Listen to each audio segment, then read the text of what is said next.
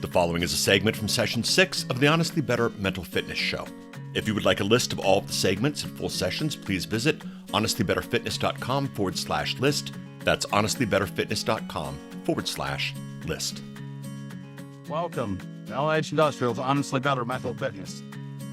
I'm Mike Lomber. I'm the president of L&H Industrial, standing in the middle of a breezeway in the shop in Tempe, Arizona, to get an idea of what we do behind us here. I found mental fitness a few years ago, and it changed my life. It's changed my family's life. And now we'll bring it to all of L&H Industrial and recording it to put it out for us to hearing. Thank you for joining.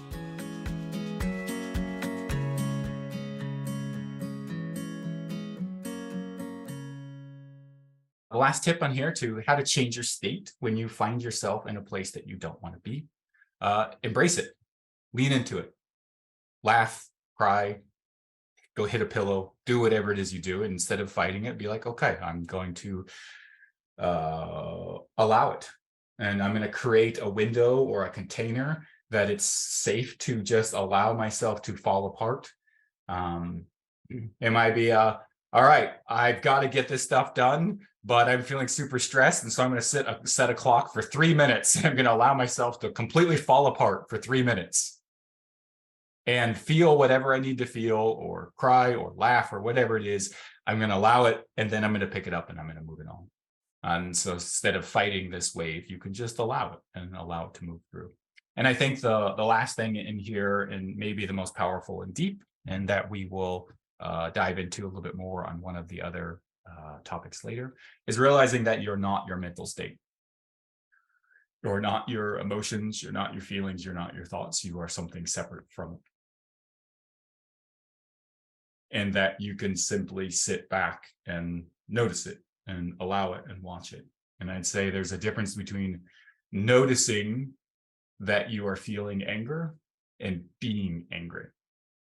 Being angry is you thinking you are your mental state and getting sucked up into it and it's control you, versus taking this step back internally and noticing, oh, right, I'm feeling really anxious right now. I'm feeling like I'm feeling really uncomfortable. I'm feeling fear. I'm feeling whatever it is for you, and realizing that that's okay. And that's a feeling, and that's all right. And it doesn't have to be something that is overwhelming or overtaking you. Those are some ways that if you find yourself in a mental state, how to shift it without the use of external things that you may not like. Instead of being uncomfortable at the family dinner table, everybody reaching for cell phones. Right? Or instead of automatically getting home at night and needing to relax, reaching for alcohol, maybe something else. Number 3. This is for when you are confronting challenge. And the title of this one is The Obstacle is the Way. So this is when you are confronting challenges in your life, when you are feeling overwhelmed, when you are feeling discouraged, when you are feeling why me? Why this again? Why this problem again? Why this challenge? This challenge is too big. I'm tired of dealing with this, whatever happens to be. And it's remembering to take joy in the growth that the challenge will bring you. It's a bit of changing your perspective of realizing, instead of, I think an example I have in here is the weightlifter complaining about the weights being heavy, right? It'd be kind of silly, right? It's like you can focus on the discomfort of the situation, or you can focus on the growth that is going to occur as a result of you overcoming this situation. And I would even say even more, it's not just about overcoming, it's about like the person you become along the way to figure out how to overcome. And I think we talked about, like, this is a deep thing in all of our mythologies and stories of confronting monsters and dragons. And it's our hero's tale, and it's our hero's myth. And the whole point of the journey is not to just have the dragon go away or the monster go away, but it's about the process or the journey that happens along the way in which this hero becomes a person capable of defeating a dragon.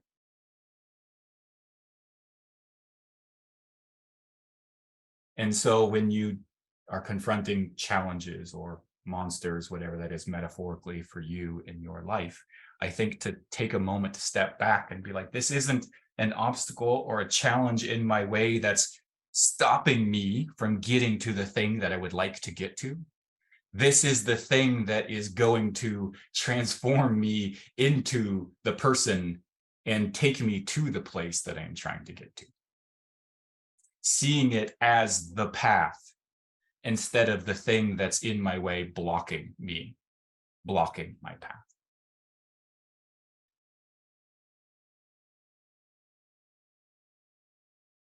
I think going back to our weightlifter for a second, you can most people, let's see, that are engaged with fitness are enjoying the process. And it's interesting because it's like the physical suffering that happens is genuine suffering, but they actually feel joy in the process of it.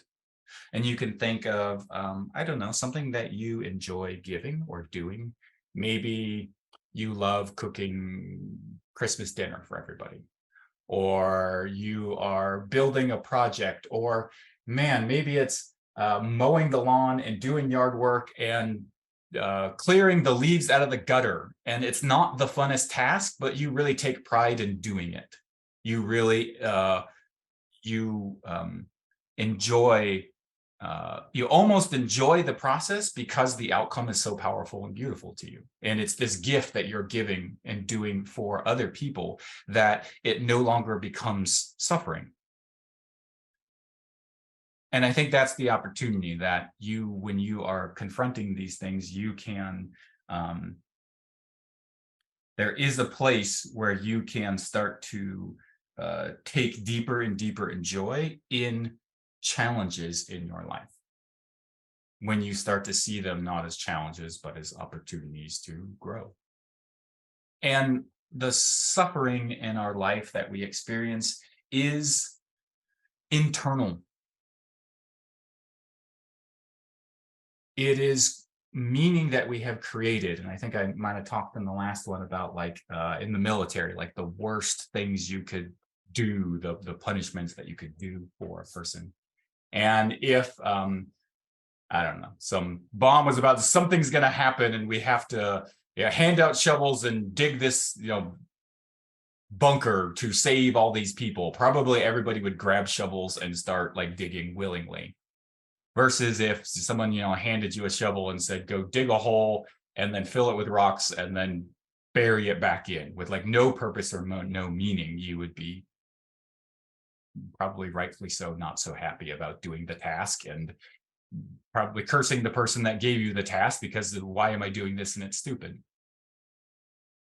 And when you can find meaning in that task, the suffering goes away. And so I think some of the opportunities like making your own meaning. What challenges are in your life? What are the things that you are confronting in your life? And what outcomes can those bring you to? How are these opportunities that are showing up to teach you how to be, or another way that you can be, or to expand beyond what you are currently capable of? I think there's this really interesting principle that things don't get easier, we get bigger or better, right? And every challenge that we face is an opportunity to expand ourselves into something bigger. And I think that really here is the definition of what it means to transcend something. It's the difference between trying to make some sort of suffering go away versus transcending it, which is rising above it, finding your own deep and powerful meaning into it where it no longer is suffering. I've found this in something we call unique ability. Yeah. Which is something I learned from Strategic Coach. And when I started doing inventory of my unique abilities and trying to spend as much time as possible in those. You find these things, to your point, that maybe they're below your pay grade, but you love doing them. Mm. You should keep doing those things, right? So you shouldn't stop doing those things, even if you think, well, I shouldn't mow the lawn anymore because I'm getting paid too much or whatever. If you like doing that, keep doing it. And then your other point, if you're talking about unique abilities, which I talk about a lot, that doesn't mean there's not going to be things in there that are hard or that you want to add to your unique abilities that you have to go be uncomfortable and look dumb while you're doing them. And it's hard to get enough hours to master that new thing. But it ties back to you're choosing that, right? You're choosing that you're going to do that, and you want to do that, and you want to add that to your unique abilities. And you're constantly choosing what you remove from what you want to be doing. Right. I think your other point is something that, I classify as your mission and your vision, right? So if you've got a mission to do something and you have to do something really hard to be able to take that hill, then it's great, right? It's very gratifying. You've got a reason, and as long as it all fits your values. So there's some values in there, but I when I'm talking about unique abilities, it's all about your choice of what you do and what you don't do. And then the mission that you're on personally and professionally, you would be at, you perpetually, for me, I'm going to perpetually add things, capabilities, talents, move on, not to stay bored, right? Rather than retire, I'm just going to keep adding to and changing and doing new things. So that's powerful. Thank you. Yeah. No, thank you. Those were great things you added. Yeah, I feel a lot of the unique ability in the don't do things you don't want, right? If it's really not right with you, then it's like choosing the life that you want. And do it, you should. The start of this, and there's a book that you can get on Amazon called Unique Ability 2.0 that'll walk you through the whole process. But the powerful piece in that is you start listing all the things that are in your unique ability that you love doing, and all the things that are you're not a unique ability and you hate doing them. And the point is, do less of those things, Right. Get rid of those things. You're still going to have a few. So you're not going to get I'm 90% of the way there. And that's really good. Most people only get 50%. 90 is really good. So there's still 10% of things that are not in my unique abilities that I do. But the more you can get in that unique ability side, the happier you're going to be, the more productive you're going to be. That's the point of it. And you have to constantly check in on that, right? Because you change as you do that. You change, right? And the conditions change constantly. Once a year, check in on the inventory, and once you've done it once, it's really easy to do it again and start delegating. And then the other thing to watch out for is, I see people, including myself in the past, you kind of start talking about those things that aren't your unique ability as they're dumb, and human beings shouldn't have to do that. That's a mistake. That's a trap. They're not dumb. They need to be done by somebody. And those things that aren't in your unique ability and that you hate doing are in somebody else's unique ability, and they love doing them. So the point is that needs done. It's important. Find somebody that loves to do that. That works, right? And surprisingly, I've been able to find amazing people that were happy to take those things off of my plate that I was no good at, because I was no good at it, and it was driving them crazy, but I was still trying to do it. That's great. The other part I heard you say was the deep mission. Like when you have a deep mission to go take the hill, then it's not suffering. Like it's as opposed to just said, oh, see that big tall hill? Like, yeah, go run up and down that 10 times, like for no reason, right? But when you have that deep mission to go do it, it's a powerful experience as opposed to just focusing on the discomfort of taking the hill, because probably the act of taking the hill is going to be painful. It's going to be challenging. It's going to be sacrifice. It's going to be difficult. But the deep mission underneath it transforms, or I would say helps you transcend the actual experience of it to because it's part of something greater that's more powerful to you. Yeah. I do a lot of hard things, nothing harder than public speaking. And the bigger the audience, the harder it is. And this is a very common reason I bring it up is it's a very common fear of people's is to speak in groups bigger than 7, right? Right. And then when you get on a big stage and you're being videoed, it's compounded. So Right. I use the going back to the breath you were talking about and what you think about, right? So what you're thinking about, loving kindness is an easy thing to think about whenever you're going into it. It really gets your mind in the right place to speak publicly.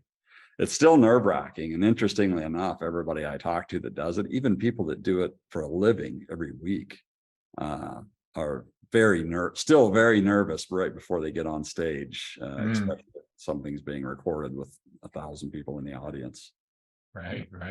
I use all of these. That's the one place that I have to. I mean, when I'm getting ready to go on stage, I have to breathe, right? I got to slow down my breath. I've got to think about things that are fun. Loving kindness is the go-to for me to get my mind in the right spot. And then it works, and powerful stuff. And that the mission, why do I do that? Right? Why do you get up on stage when it's very nerve-wracking? Because I can have a lot bigger impact on the human race and on innovating energy and on LNH and doing my job if I'm publicly speaking, and if it's being recorded and broadcast, then it's even a bigger impact. So it's something that I choose to do and I choose to be good at because it has far-reaching impact. And I just want to get good at it, right? I want to continue to actually get good at it. So I think that's good enough too. And I would say it also doesn't have to be hard. Some of the things I add to my wanted on my unique ability and I want to get really good at it are just fun things that's fine too. It doesn't have to be something huge that's business related or public speaking. It can be very simple. The simple ones are actually more beautiful, I think. I think you said something that I caught on to. I think that's really powerful. You said even sometimes I do things that are challenging just because they're challenging. Yes. And it even doesn't have to have a why or some deep thing. The deep thing is to hone myself in such a way that I can take on a challenge, even if it has no meaning except for expanding myself by taking on a challenge. Yeah. Right. Interestingly enough, one of my challenges that I need to get good at is to say no more, right? To say no to more things. So, and Stacy and I were just talking about this. So we have so many opportunities coming at us. We have to get a lot better at saying no because they're all exciting. So you want to say yes to them all, and that is not possible. So yeah, that's even a challenge is what to say no to. Probably the biggest challenge that I have today is what to say no to. Yeah, I think there's the level that you're at the moment of these are all good things, and I want to say yes to all of them, but I have to be selective because I only have so much time. And then I think there's another level or another area of that spectrum of the saying no to things that I should say no to that I don't actually really want to, right? Yes. And I think when we stop to examine that one, it's some sort of fear of acceptance or rejection in that. And like, okay, if I'm doing this thing that I don't want to be doing, what is it that I'm continuing to do it for? Yeah. And examining when we are saying yes when we really should be saying no. The resentment part is like, okay, I'm going to say yes, but then I'm going to make it your fault that I said yes, right? As opposed to the complete ownership of like, okay, I'm choosing to say yes. Why would I choose to say yes? Right. Okay, because I don't want to be this. And it's like, okay, well, then this is my choice of why I'm saying yes. And it's not the other person, I'm owning it. Or it's getting to the deeper of like, oh, yeah, because it's uncomfortable to tell somebody no, and I'm afraid of being uncomfortable. I'm afraid of not being liked. I need other people's approval or whatever it happens to be. And then that's like, okay, here's the deep thing underneath the layers of deep patterns in there. And why do I need this? What is this coming from? I think is part of this thing to then recognize and explore. and confront.